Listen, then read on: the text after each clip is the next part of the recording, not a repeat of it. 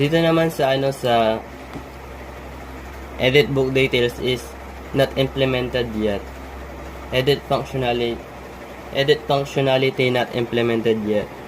So, try natin i-type yung E. Ganyan yung lalabas.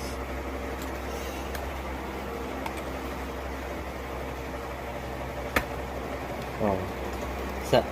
Sabi dito, edit functionality not implemented yet.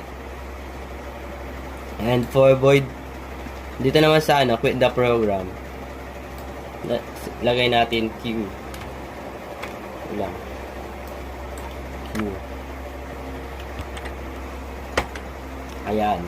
May lumabas siya. Yung process existed after 178.8.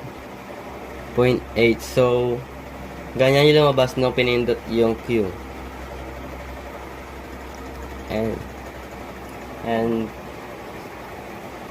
sana may natutunan kayo sa sa coding na ginawa namin. Salamat. Ayun lang po. Salamat.